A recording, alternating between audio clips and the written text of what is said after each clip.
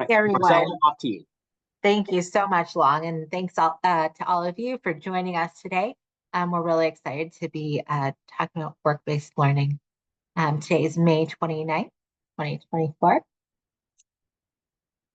Today's webinar is part of our year-long series that we are doing related to the Raise the Bar, Lead the World initiative that is through the Department of Education. So we're really excited to be able to support that initiative. And I wanted to share with you a little bit about our Universal Technical Assistance webinars. In case you're not familiar with them, I see a lot of names that I know you might already know. I've heard this before, but it's always good to have a reminder. So today's webinar is part of the Links Universal TA Wednesday webinar series. We try to hold these on the last Wednesday of every month. And we look at topics that matter most to the field. So the idea behind this is that we are trying to support states in building their capacity in the areas that matter most for them. As Long said, we're recording today's webinar, and all of our webinars are recorded, and those will be available to you on the Links YouTube channel.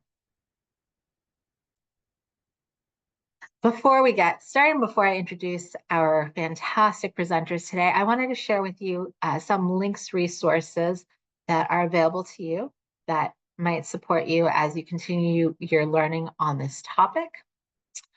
So first, I wanted to mention the Integrated Education and Training Design Toolkit and Train the Trainer resources that are part of our links resource collection. You'll also find there Integrated Education and Training and Corrections, a companion guide to the IET design toolkit.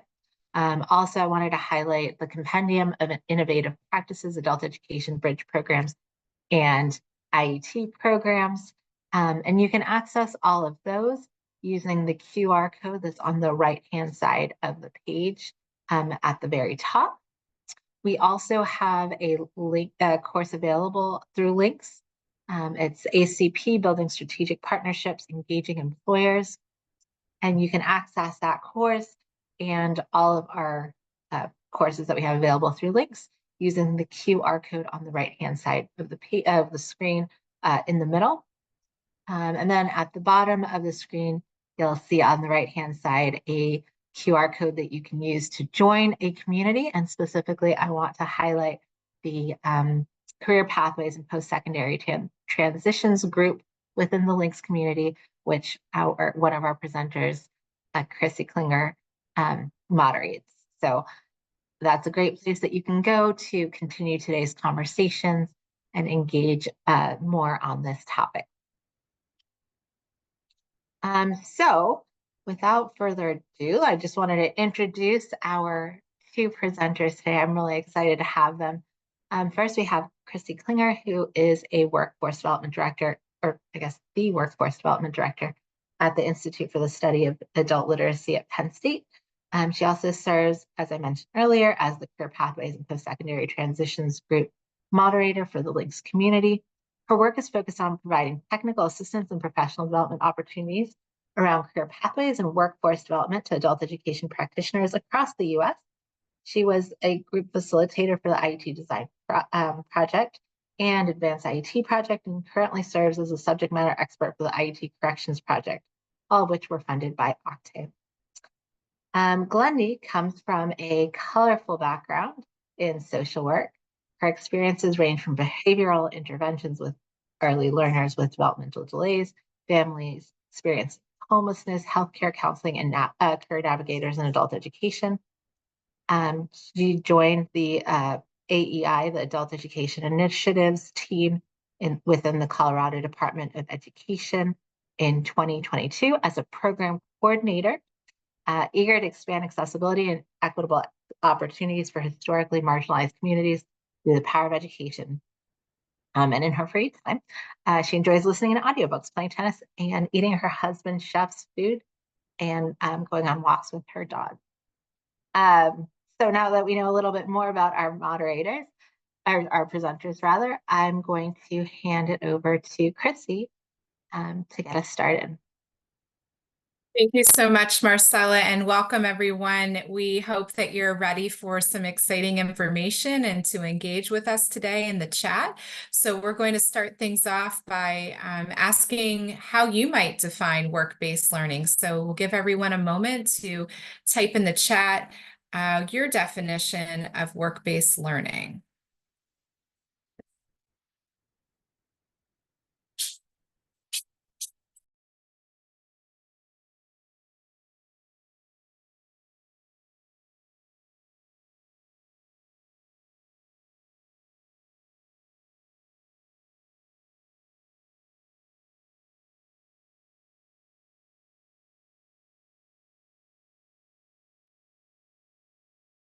Nicole, thank you. I think you may have something from your Department of Education on hand to quickly copy and paste. I love it. Mississippi, thank you, Bronwyn. We're taking instructional practices and connecting classroom and workplace. So Nicole in New Hampshire, they developed their what they call WBL, work-based learning definition as sustained applied educational experience, prepares students for work and applying core competencies and enhancing employability skills through real-world application, expands student knowledge and exposure to career pathways, designed around authentic real-world work environments, can be credit-bearing and includes but not limited to internships, work placements, jobs, and extended opportunities, including apprenticeship. See Jennifer mentioning apprenticeships as well. And Angela talking about short-term training specific to the workplace. And Zach from Tennessee talking about providing students with real-life hands-on work experience while also learning academic and technical skills. So I appreciate all of you chiming in the chat. So as Marcella mentioned earlier, today's conversation aligns to the Raise the Bar initiative. So if we look at the Raise the Bar initiative, the Unlocking Career Success, their definition of work-based learning is that it applies academic learning to real-world settings, reinforces learning, and exposes students to career fields. In addition, WBL contributes to the development of a pipeline of skilled talent and helps Americans enter and advance in careers. So when we think about how this could be beneficial to adult learning, I put a few suggestions on the screen. As we saw in the definition, work-based learning does align to a career path.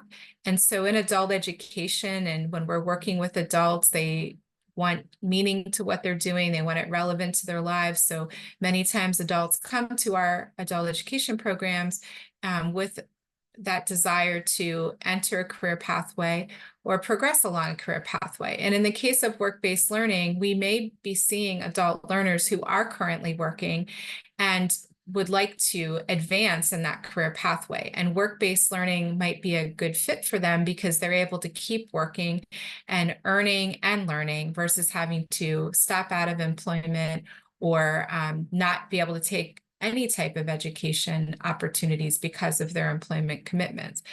So we want that learning to align to that pathway that they're on or that they're looking to transition to. Work-based learning might include compensation, and we saw someone else post that into the chat as well, that sometimes we're receiving compensation and we might call that a paid internship. Other benefits that we might be getting are credits towards additional degrees and credentials. And as many of you mentioned, when we're doing work-based learning with adults, it is supporting both academic and workforce preparation skills. So when we talk about workforce preparation skills, those would be things like critical thinking, problem solving, and a very important one of digital literacy. And we want to make sure that adults have the competency to really do the tasks at hand, but be ready for what the future holds. So we see in many of our work environments, technology is drastically changing the way we do work. And sometimes in order to stay employed, in that career pathway, we do need to improve our academic skills and our workforce skills as we work alongside others and those new technologies. And then the final benefit that we wanted to highlight was that when you're structuring work-based learning, there may be programs already occurring within your career and technical schools, in your K-12 systems, mostly in your high schools. And so you might be able to have adult learners participate in that as well, or the career and technical school might be willing to start specific adult classes. So give an example, in Pennsylvania, we had a local career and technical program that was working strictly with high school students. And we asked, if we have, 2 adults that wanted to take this welding course, would you be able to do it? And they definitely couldn't have the teacher start a whole new class just for 2 adults. And we were a rural area, so we couldn't even, think of how we might get to 10 adults, which they might need to start a whole program for welding. And then we said, well, is there any way they can take it with the high school students as they're currently taking it during the day? And so your high school students are doing some of their academics at their high school. Our students would be doing some of their academics at our adult school. And so they were able to allow some of our adults to have seats alongside their high school students. They just had to get clearances done and make sure that, it was okay for them to be in that same environment. So I shared one example, but as you look at these different bullet points on the screen that I've discussed, please take a moment to put in the chat what some of this might look like in your state. Are you currently working with any career and technical education programs alongside with adult education? Do you have any structures in place where adults are earning while they're learning, whether that be through paid internship or apprenticeships? Are you doing anything with pre-apprenticeships where they're able to get a stipend and actually be on site doing work at a workplace versus just in a classroom?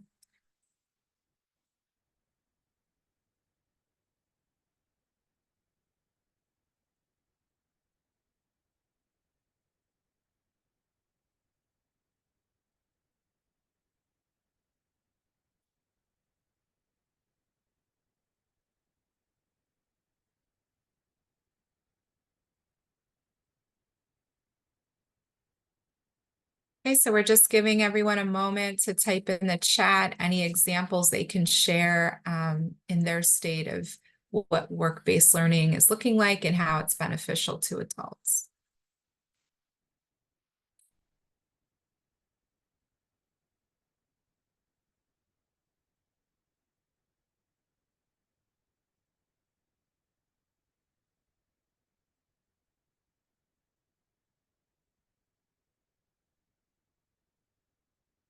All right, thank you. Nicole from New Hampshire shared that they piloted CT, so Career and Technical Education, after hours in some of their centers.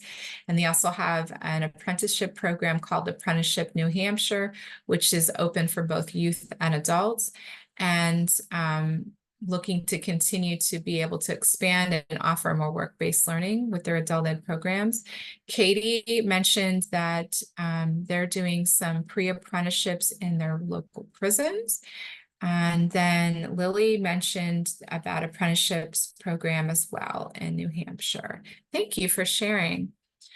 All right, so we'll move along now to, if you're not currently doing some of this in your state or your local areas, where might you start? And so it's important that we realize this is work-based learning, so a key partner needs to be employers. So we need to start with employers. And if you already have some relationships with employers through other programming, that's great. But some other workforce partners that might be able to help connect you to employers would again be your career and technical education programs. Many of them have employers that inform their curriculum. You may also want to work with your one-stop. Your one-stops often have business service teams or dedicated staff that work with employers to set up on-the-job training and also job postings and other training supports. So if you're not currently connected with employers, adult education programs could start with their one-stops and seeing how they can get introductions to employers through their workforce partners. Once connected with employers, it's important to do a needs analysis. You as an adult education provider you can't be everything to everyone, so you don't want to have a misunderstanding that you're able to provide something that you're not. So by doing a needs analysis that allows you and the employers to really look at what their need is, and if you can meet that need through adult education work-based learning. So that often starts with work site visits and job descriptions and looking at job aids to really get an idea of the content that the employees have to use on a day-to-day basis in that work. And then listening to the employers and determining, what's the purpose? What did they really want to have accomplished? So in some situations, we've heard employers say that they want to reduce safety issues. So the purpose of doing work-based learning is they want, everybody to keep working and they want them in that environment, but they want their skills to improve so that they're reading things more accurately and not making mistakes, or, reading signs and not having safety issues. In some cases, employers might have an approved apprenticeship, and they may notice that some employees started maybe in entry-level positions and they're not able to move them into the apprenticeship because of different skills that they might still be lacking. And so again, is the purpose to help them get into the apprenticeship, or is the purpose that they're going to put them in this apprenticeship, but they want the support during the entire apprenticeship to be successful? It's also important to know who all the stakeholders are. So you may have somebody at the very, top of the company starting these conversations, but when it comes down to doing the work, how committed are the supervisors, the managers, the people that you may have to work with day in and day out during the work-based learning program, and especially the employees. Is this something that the employees want, and they're going to be committed to doing what they need to do? And so as you start to build this needs analysis, you're going to look at the different tools that are on hand with the employer and what supplemental materials might be needed to be successful with that purpose. And then you'll work on developing possible strategy to addressing the needs of the employer through adult education. And so as you pull all of this together, definitely want to make sure that you're using qualitative and quantitative data, clarifying what seems to be working, where there's some gaps, how learning on the job and within the workplace might address those gaps and help meet the needs of the employer and the employees. And so when you communicate these results and you have this final needs analysis, it's really giving this vision, like how might we do X, Y, and Z? So I'll just pause for a moment. If anyone has any questions, you can put that in the chat. And I do want to mention that if this is something new to you, doing a needs analysis and meeting with employers, we do have the Career Pathways Toolkit and the IET Toolkit on the Links Resource Center, and those would be great places to start in gathering tools to help you with the needs analysis and build that relationship with employers. And we have those on the screen earlier, but Marcella or Long, I'm not sure if we can put them in the chat again so people have access to them.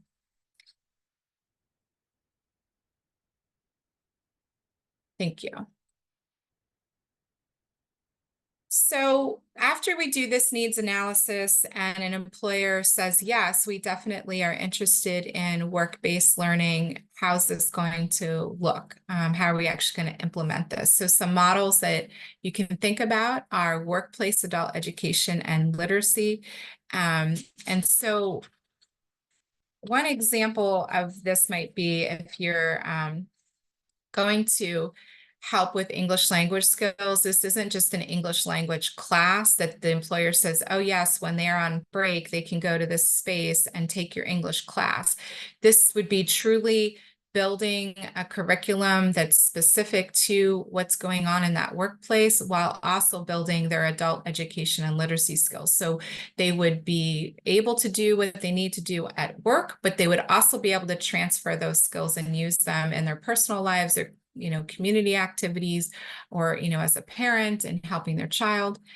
Bridge programming is helping individuals bridge to that next occupation. And so again, this may happen within a workplace if we have entry-level positions and we want to bridge to higher level positions. So you may see this happening in healthcare and manufacturing are some common industries where this has worked. And then OJT, which is on the job training, really important to work with partners on this so that we can, again, not be duplicating services and we're being able to braid funding. So working with your WIOA Workforce Innovation Opportunity Act core partners, your Title I, Title III, Title IV. And then we can do IET, Integrated Education and Training, within the workplace. So that is a model. So many times IET is done prior to someone getting employed, but IET can be developed with an employer and be done with incumbent workers. And then finally, we have the pre-apprenticeship model aligned to a registered apprenticeship. So as we mentioned, an employer may possibly have a registered apprenticeship and they're looking to do work-based learning to help individuals get into that registered apprenticeship and be successful. So again, if you're able to use the tools within Zoom, you can annotate and make little marks on which models you're using. If you're not able to access the annotate tools or have trouble with that, you can also type in the chat if you've tried some of these models. And again, talking about trying these models within the workplace with employers and current employed individuals. So yes, some of these things are also done with people wanting to get into a career pathway, but today we're asking, have you seen these models be used with individuals who are currently working and wanting to progress along that career pathway? And thank you. We have the links in there for those resources. I see that in the chat in Tennessee, it looks like there's been IET, pre-apprenticeship and workplace, adult education and literacy. And also in Mississippi, they're doing workplace adult education and literacy as well. Thank you for sharing. And the Shada, yes, IET. I'm glad to hear that some states are seeing IET happening with incumbent workers. That's great. All right, so if we think about the workplace adult education and literacy activities, and like I said, this would be not just providing your regular adult education just at the workplace. This is truly contextualizing. You've done that needs analysis, you're using authentic materials. So you're in full collaboration with that employer or employee organization at the workplace. But it can happen off-site if the employer doesn't have a place for that to happen. So for example, there might be a library, community center. So maybe it is being held off work site, but it's again, being done during work hours, or it's still aligned to that occupation and the needs of the employer and the employees. Some things to, really think about if you're going to do workplace adult education and literacy activities as your model is, does it definitely connect to a career pathway? Are participants able to see how this is aligning to the current occupation that they're doing, as well as to other occupations that are available with that employer, and how they can increase their skills to move along that pathway? And will this program help current incumbent workers stay employed or progress to the new occupation on the pathway? Some other things to consider with this is maybe using a 7-20-10 model, where as you're building this curriculum, 70% of their knowledge comes from job-related experiences, 20% of the activities are with interactions with others, like coworkers and managers, and then 10% from more formal learning events. So again, when you build workplace adult education literacy activities, you might be building in certifications or credentials. And so that might be what you are thinking about from those formal learning events, or in some cases, it might be a very specific tasks that they have to be able to do. So they might be learning and starting on like virtual reality goggles and then moving over to real equipment. So some things to consider there with workplace adult education and literacy. Next, when we talk about bridge programming, we have two resources that might be helpful. So in Virginia, in this compendium of innovative practices, on the left-hand side of the screen, you'll see an image of the cover of that. It talks about many different states and how they went from bridge to IET, but I just want to highlight Virginia's story in there was talking about supporting healthcare and certified nurse assistant and having phases and looking at the different supports and partners. And so if you currently do bridge programming and help individuals get into entry-level positions, how might you continue bridge programming once they're employed to get to that next step on the career pathway in a more accelerated fashion? And so if you're looking to work through that, the right-hand side of the screen has an image of the fundamentals that you can find on the Department of Labor. So these are competency models, and so they stack on top of each other. So you'll have at the bottom of the screen, you'll see gray, and that's tier 1, and that's your personal effective competencies. And then on top of that, in red, it stacks workplace and academic competencies. And then when you get into the yellow, you're looking at industry specific technical competencies. And so if you're working with employers and not quite sure like where to start with what skills really need to be covered within the work-based learning, this is a good resource to start with and have the employer look through some of those competencies and determine if those seem to align. So again, using the healthcare example, what are some of the, tier 3 workplace competencies? You definitely have to work in a team. What does that look like? How often are they working with other people? What are some, other general workplace competencies? So we think again about the digital literacy skills. How might that look in that particular healthcare occupation?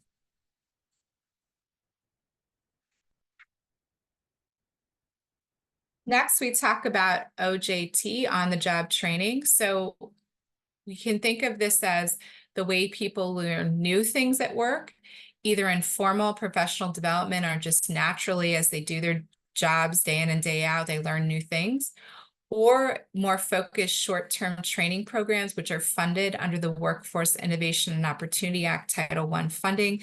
So again, when we look at that second bullet point describing on-the-job training, that would be really important to have that partnership with your WIOA core Title I partner and braiding those funding, braiding the resources, and making sure that you're not duplicating services. And then another example is structured work-based learning that is a required component of registered apprenticeship. So again, many of your one-stops are aligned with your apprenticeship offices. So if you're not aware of apprenticeships that are currently in existence and where there might be opportunities for adult education to work with those apprenticeships that are happening with employers, you can work through the one-stop or work directly with your state apprenticeship office. And then finally, it can refer to short-term training programs, so a few weeks or a few months. So I'll just take a moment to pause here again if there's any questions as we share some of these models, or anybody wants to share any comments about, how you're working with your Title I partners, or how you help adult education programs get connected with apprenticeship programs. Because again, apprenticeships are led by the employer, so we want to be able to do what we can to improve the access our adults have to that. And that starts with building solid relationships with employers to open it up to adult learners. All right. And we'll talk a little bit more about apprenticeship in a moment. So next we'll talk about IET. And again, sometimes IET can overlap with some of these other models. So the important thing to consider is if it definitely is IET, it has to align to a career pathway. It has to be concurrent and contextual, and it must have all three components: adult education and literacy, occupational training, and workforce preparation skills. So as we look at some of these other models and strategies to doing work-based learning, maybe it's not concurrent and contextual. So if that's the case, it can't be IET and something else. So IET does have strict requirements in the legislation, and each state may add other components to IET in addition to this. So when we're thinking about, is IET right for this work-based learning? On the right-hand side of the screen, you'll see an image. So it has three circles that are overlapping to form a strong idea in the middle. The first circle is viable. So if we're going to do an IET, will it meet our business's needs? Is that meeting the criteria for being viable? Our second circle in green is desirable. Does it meet our customers' needs? And finally, feasible is the third circle in yellow. Is it within our capabilities? So again, as you do that needs analysis with an employer and you engage your different partners, IET in the workplace along with other things might work. IET by itself in the workplace might work. And then in some cases, IET might not be the right model for the needs of the customers and the employer, or with the capabilities that the adult education program has. And then we get to registered apprenticeship. So some things to keep in mind with registered apprenticeship, as we mentioned, it's industry-led, employer-led. It is earn and learn. So all registered apprenticeships, individuals will be earning while they're learning. It's structured on the job learning, which includes mentorship. So again, some of the other models that we're talking about, they are learning on the job, but there may not be a mentor. They may not be getting extra pay or guaranteed increase by completing. Whereas registered apprenticeship, there's going to be a set wage that they need to earn while they're in that apprenticeship, and a wage that they should be getting upon completion of that apprenticeship. It provides supplemental education, and when forming registered apprenticeships and doing registered apprenticeships, they should be designed to reflect the communities in which they operate. So there should be strong non-discrimination, anti-harassment, and recruitment practices. And we do have, again, different resources through your Department of Labor National Apprenticeship website, your state apprenticeship website. California has an equitable apprenticeship toolkit. So as you work with different partners through apprenticeship, again, there's plenty of resources there for you to better understand that. And quality and safety is important. And when individuals have completed the apprenticeship, they are leaving that apprenticeship with a credential, and therefore, at that employer, they're moving into a new position, or they're able to stay there, but then also possibly with that credential, look at what's next. So I finished the apprenticeship. Not everybody just wants to stay at that new position. They may want to go on for additional credits, additional post-secondary. So sometimes those credentials may offer some credit-bearing pieces, or, might be able to go to that same educational provider that was helping with the apprenticeship to go on for further degrees. So again, working with your partners is crucial for all of these, but adult education programs, if you do go, meet with an employer and do a needs analysis, and you say, oh, let's do the apprenticeship model, you definitely want to bring in your apprenticeship office and make sure that it's registered and it's hitting on all of these different pieces. Any other questions or comments about apprenticeship?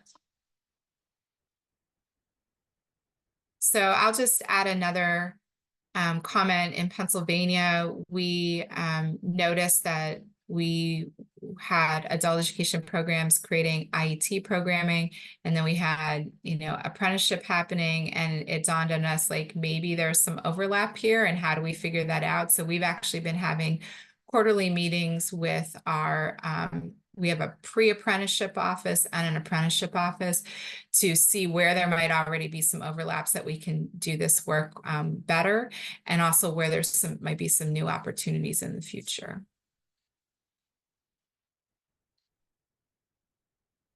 All right, so great question. So Nicole says, how much of a time commitment is a needs analysis for an employer typically? Do you find they're willing to sit down and meet in most circumstances? So Nicole, this is going to vary greatly from one employer to the next, and really from one industry to another.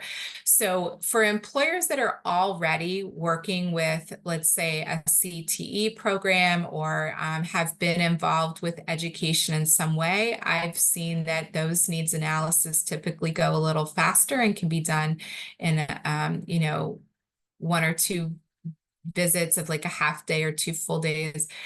With employers that are really new to work-based learning, and even like doing anything out, with an educational partner at all, outside of their internal employees, sometimes then it needs to be multiple meetings and visits, and could take weeks. And then I've even heard from some programs that it's months, because they start to have a conversation and then they realize they need to pull in other people, or they're not quite ready to take that step, or there's some changes going on. And so it's hard to say like what that sweet spot is, but I'd love for anybody else that's on our meeting today to share any comments about Nicole's question on, how do we allocate for time on this?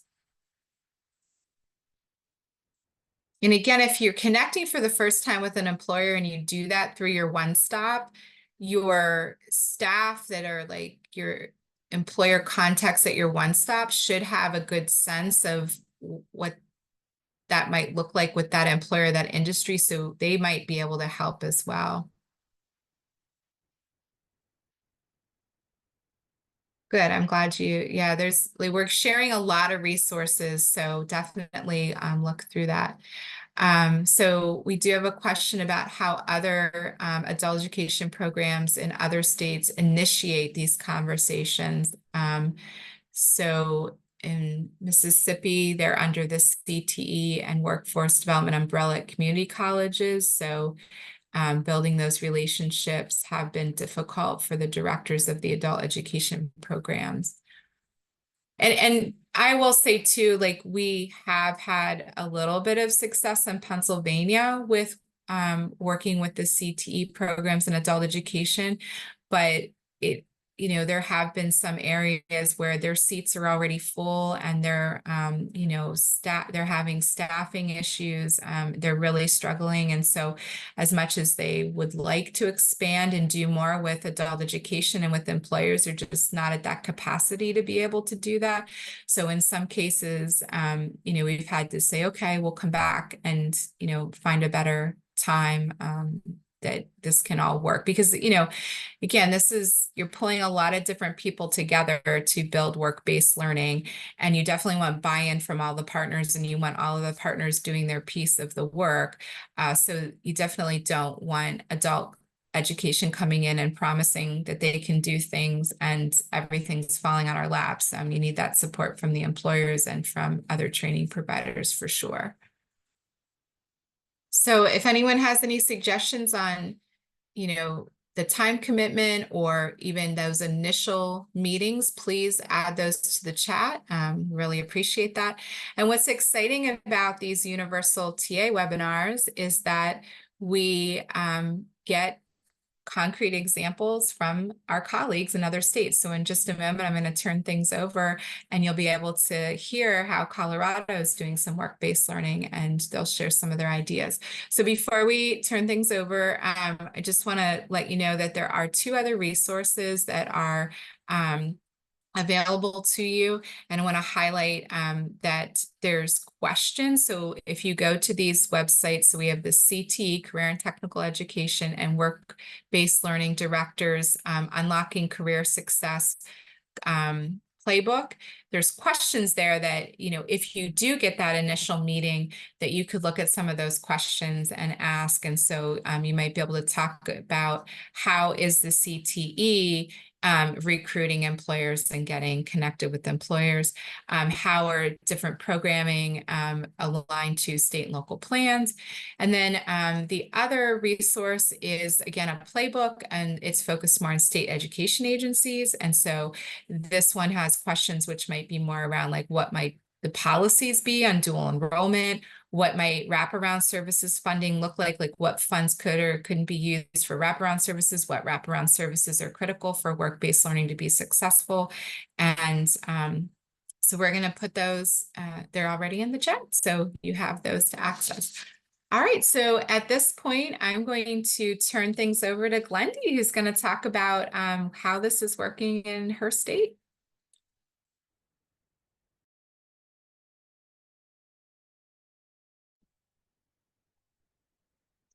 Hi, thank you, Chrissy, for the introduction and those valuable definitions, and for your insights, everyone. And trying to advance the slides. And, oh, there we go.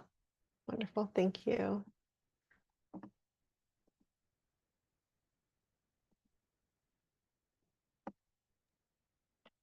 And sorry, one more.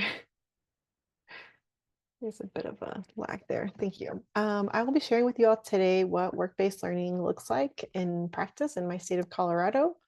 At the Adult Education Initiatives Office, the Department of Education, we oversee federal and state education programming. However, our work-based learning practices are best described as workplace adult education and literacy activities as outlined in AFLA. So you'll hear me use that term workplace literacy throughout my time today. And to kick us off, I thought I'd share an overview of learners served by our federal grantees, or AFLA grantees. On average, Colorado has served 3,740 learners each year throughout the current grant cycle, which covered program years 2020 through 2024. And this is across 14 grantees throughout the state. And our MSGs by type so far in the current program year 23-24 include MSGs 1, 38.27%, MSG type 2, 4.75% of learners, and MSGs 3, 4, and 5 is about less than 1% of our learners earning those MSGs. It should also be noted that for the MSGs 3, 4, and 5, our the learners earning them are over IET and workplace literacy programs.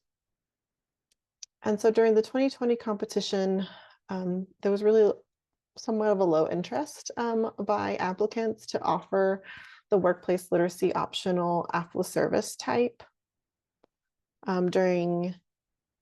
workplace literacy programming in Colorado has been offered by 2 local nonprofit providers in partnership with 2 industries, educational services and accommodation and food services. The employer partners included a fairly large school district from an urban area and 2 restaurants in rural areas. And in Colorado, we see value in workplace literacy not only because it supports our learners, local employers, and partners at the Department of Labor and Employment, but workplace literacy is also directly tied to AFLA MSG outcomes on Table 4 and Table 5 by contributing to employee retention and those second quarter after exit, and fourth quarter after exit employment and median wages, especially when progress towards milestones for the workplace literacy programming are defined by an increase in salary.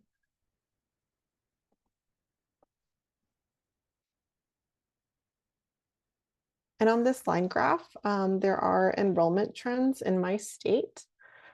specifically to workplace literacy enrollment.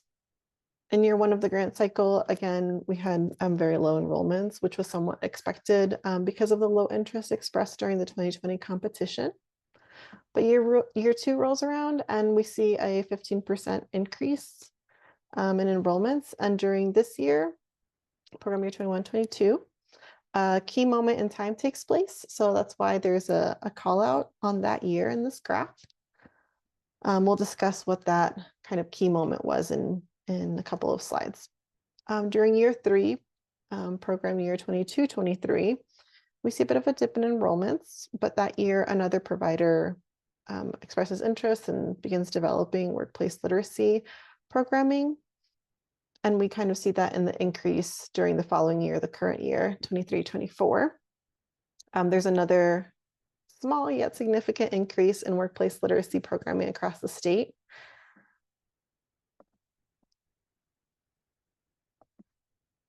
And so based on some of the trends that we were seeing statewide, the Adult Education Initiatives team realized that there were some supports and technical assistance that local providers needed to continue developing workplace literacy services.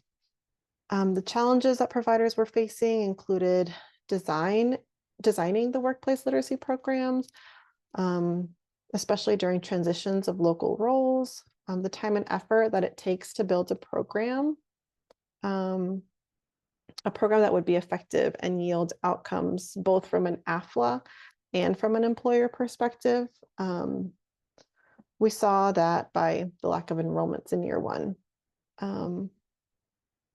We also saw another challenge as describing the goals of a workplace literacy program to employers, unions, associations, all of those partners who are instrumental in making an effective workplace literacy program. That's difficult. And we need local providers to truly speak the language of the employer, which in turn ensures programming decisions meet the employer needs and sustains that employer interest. But the continued interest for partnership from local providers and employers led to state level conversations and considerations for workplace literacy services to support those Table 5 outcomes. And lastly, unlike areas like data, digital literacy, IET, and assessment programming, which all had subject matter experts at the state level, workplace literacy did not at the beginning of this grant cycle. So we kind of shifted to a statewide focus on workplace literacy. And I'll describe more of that in a moment.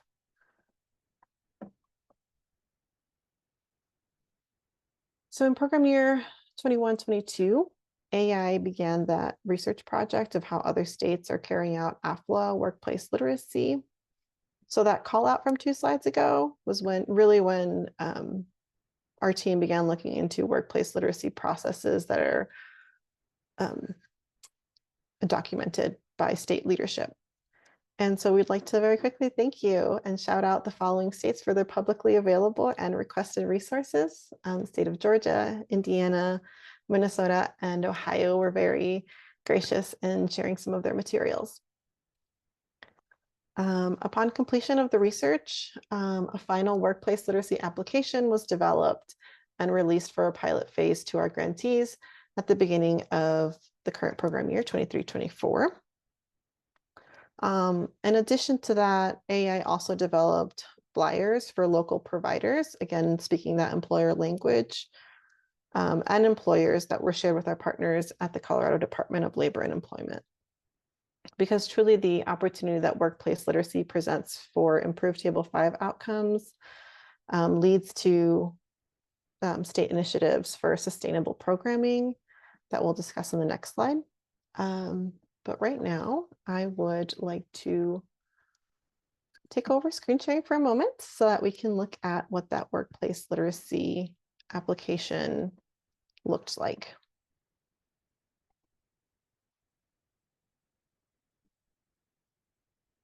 And we should all be looking at the AFLA workplace literacy class application? Yes, we can see it. Wonderful, thank you. So this was the product of those months of research at the end and beginning of 21-22 and 22-23. In this workplace literacy class application, we have general class information that is completed by the adult education provider, where they give the state a general sense of information about their learner population, the structure of the class that they plan to provide, the industries in which they plan to provide workplace literacy, and then continuing to scroll down through this application. We also receive at the state level from local providers information about their employer partners, including the employer name, federal employer identification number, the outcomes that employers are looking for in the workplace literacy class, and overall how it aligns to services that our adult education providers can give. And lastly, towards the end of this application process, our grantees identify their overall class objectives and the measurable skill gains that their learners will complete at the conclusion of the workplace literacy program. And it's signed by both the employer and the local adult education provider to demonstrate the partnership that they have created.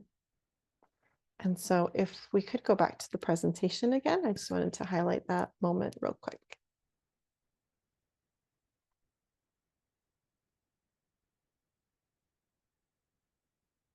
Thank you.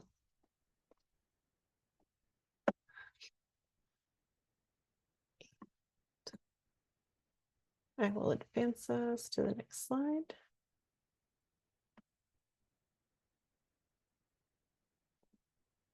There we go.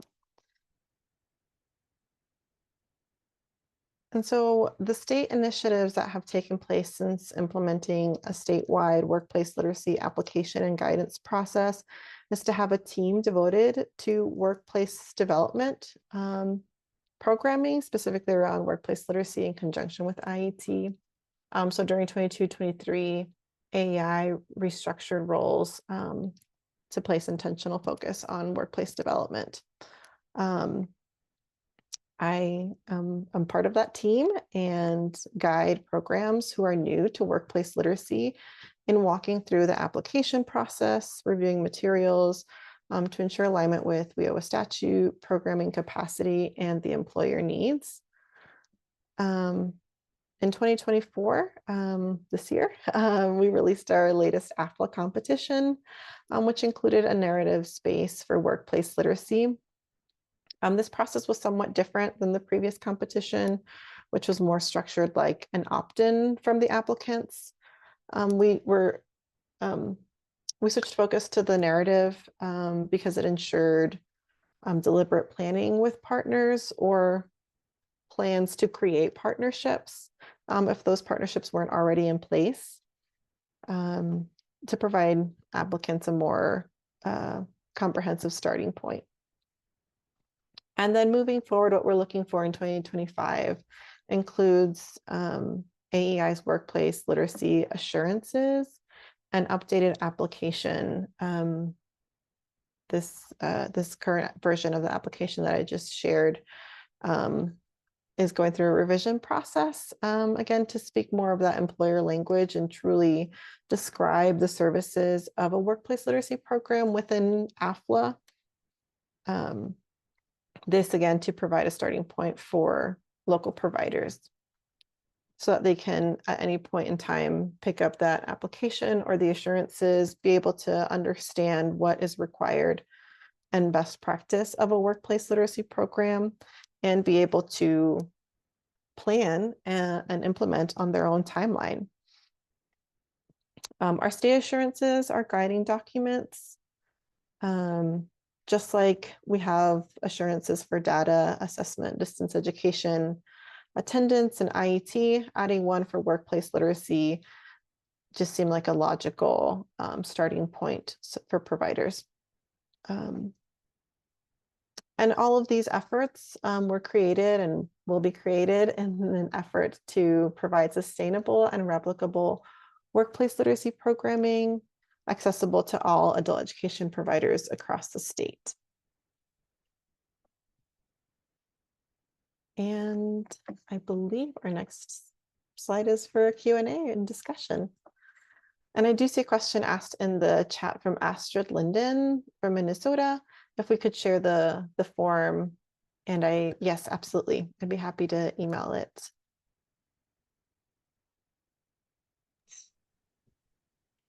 Great. Well, thanks so much, Glendy. I know that people will be very eager to get their hands on that. It's great to not have to reinvent the wheel when we don't need to, or at least have a reference point to start from. So I wanted to pause a moment to see if we have any questions for you from our audience, and if not, if you have any questions, please put them in the chat. But if you'd like to speak, just raise your hand and we'll acknowledge you.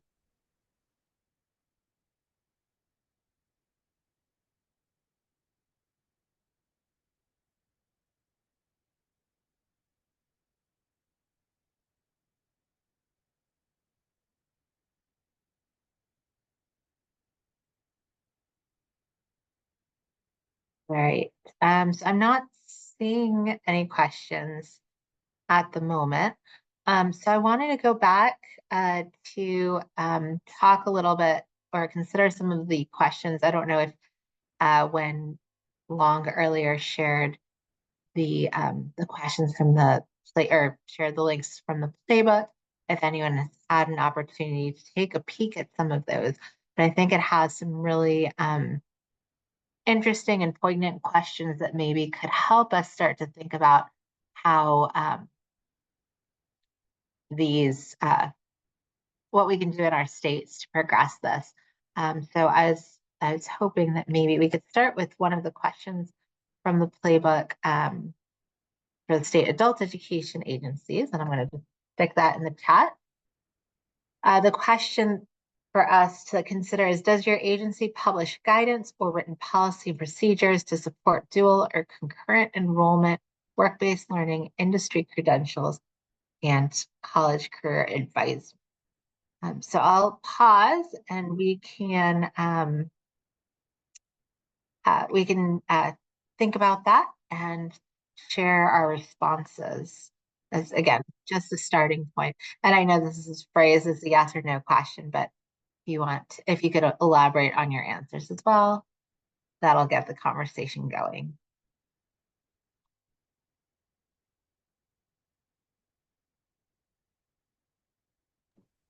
So I'm happy to kick us off, Marcella. Sure, that'd be great. In Colorado, we do not have policy that's written out for dual enrollment specifically, but I definitely see the value in it because, again, just going back to those AFLA MSGs and outcomes, progress toward milestone and industry recognized credentials and progress on a post-secondary transcript are all called out and available to all AFLA programs. So I definitely see the value in having out written policy and guidance documents on how a program might practically go about carrying out that work. Great. Thanks, Glendy. I'm curious in other states if you do or don't have already a written guidance or policy, and what your thoughts are on putting the work into doing that.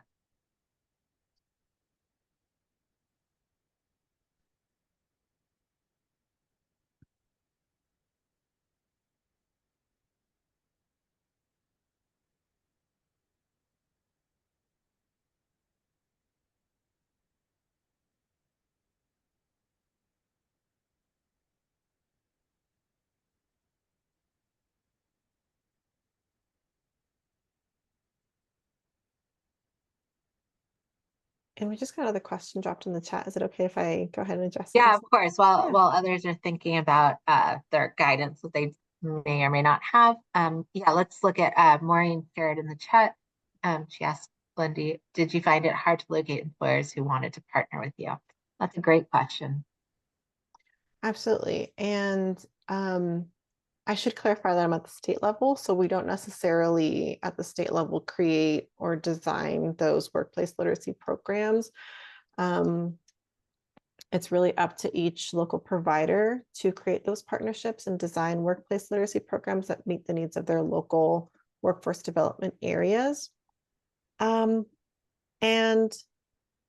to answer directly the question, I would say yes and no, and it depends. Our local providers are very different. And so for one of the providers, specifically the one with the school district, they had that partnership in other areas outside of workplace literacy. So it was really seamless for them to partner to create this kind of programming. Whereas on the other hand, our other workplace literacy provider is an active member and really had to create the engagement with local industry partnerships that attend workforce meetings and city council, and there was economic development meetings. So the local provider really had to be intentional in terms of placing themselves in the center of those conversations to build the employer engagement. But as soon as one employer engaged them and saw positive outcomes, others followed. So hence the yes and no, because they became really a name staple in their community. And this was the rural program. So their community was a much maybe more communicative and tight-knit community than like some of our urban areas. So maybe those initial conversations can be difficult, but not impossible. And again, once one employer sees the value of a workplace literacy program, I think it's really easy to build more employer engagement. That's great. Thanks so much. And I think that that last piece that you said is so key, that once they see the value, everybody else gets on board. It's just sometimes getting your foot in the door for that first one.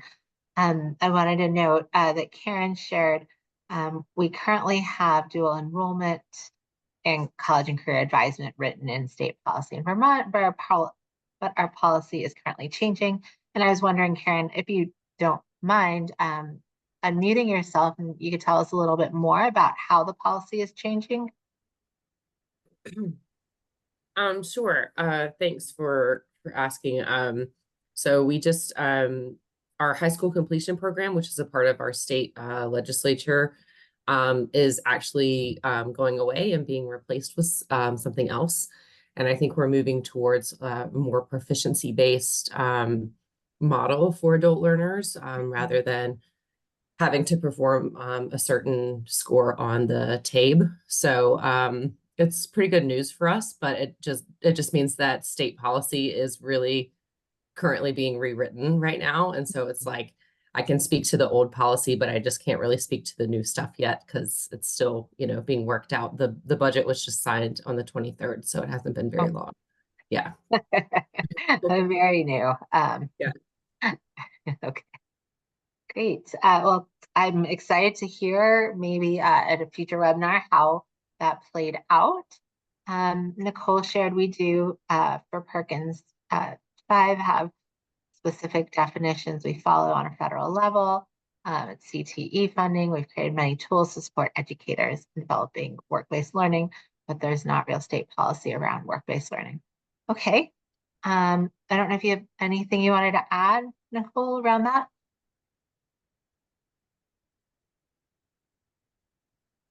Sorry, I was having a hard time finding my unmute button. No, not at this point. I mean, I'm really trying to learn a little bit more about how to apply work-based learning to the adult ed space, if you will. I do a lot of work with high school students and career and technical education students and the schools that support them.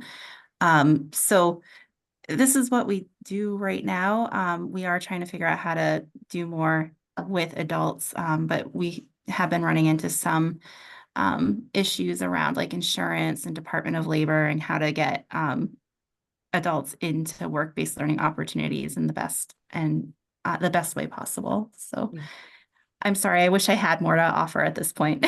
No, that's okay. And I appreciate your honesty. And then also I think that it sounds from what you shared and what others have shared that it's really, we're all kind of learning together. So Yeah. hopefully this is a safe space where we can all, come together and learn. That's kind of the idea behind these webinars. So, Okay. so no worries at all. Thank you. And Liz shared Texas has some policy guidance and guides on most of these topics, and shared a link there. Okay, so it sounds like the policies are still under development in many places. Oh, so another question I was hoping we could chat about was, does your agency have written policy and procedures to collect college and career ready data? Does your agency offer training to support data collection and administration? And of course, through the NRS, for the NRS, we're all collecting data all the time. But I wondered specifically related to work-based learning, if anyone has been doing any concerted efforts related to collecting data that could help to inform that.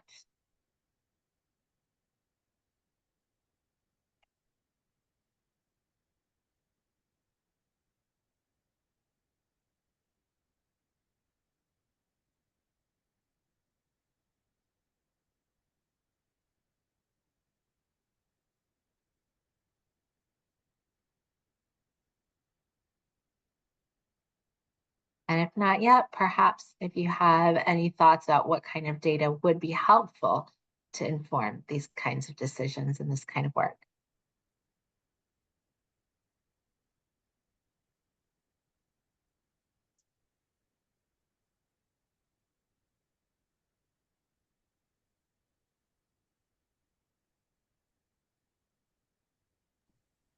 I'm happy also to kick us off with that Sure, question. thanks, Wendy. Yeah, because we don't currently have that for this closing grant cycle.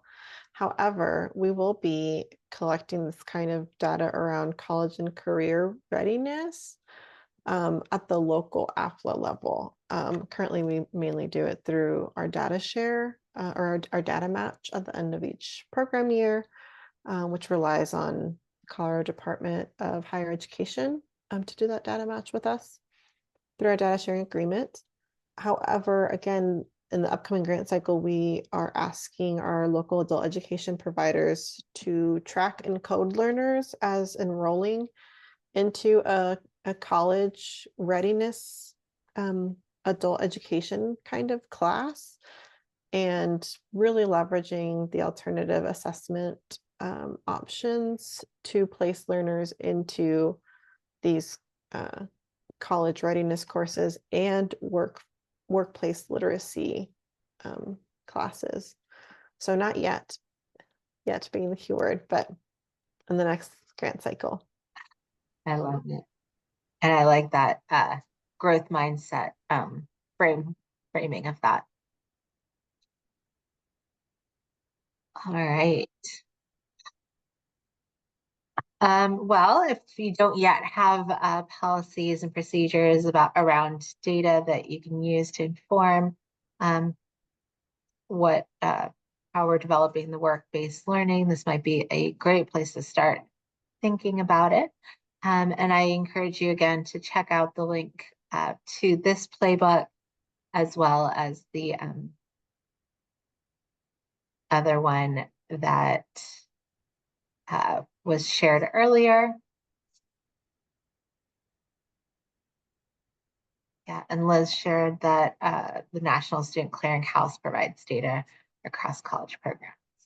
All right, so I'm going to pause if there are any other questions that anybody has before we start wrapping up.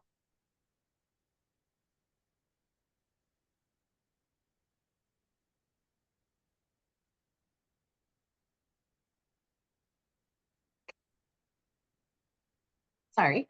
So I just wanted to share with you that for next month, we will be doing a webinar on achieve academic excellence, deliver a rigorous and comprehensive education.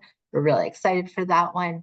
It'll be on June 26th. Like today's webinar, it'll be from 3 to about 4:30 Eastern, 12 to 1:30 Pacific, and Long has shared the link in the chat that you can use to register for that.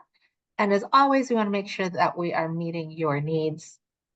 So if you have any questions related to this topic, please do share those in the chat as well, so that we make sure that we share those with our presenters and that we're able to address those in their presentation.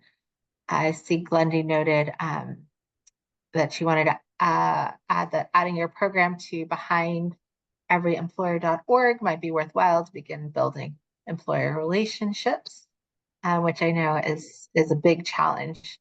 So that's a great place to start. And Glendy, I leave it to you if you want to message and share out the information for how to be contacted.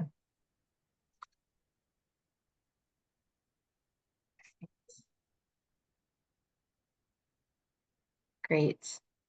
All right.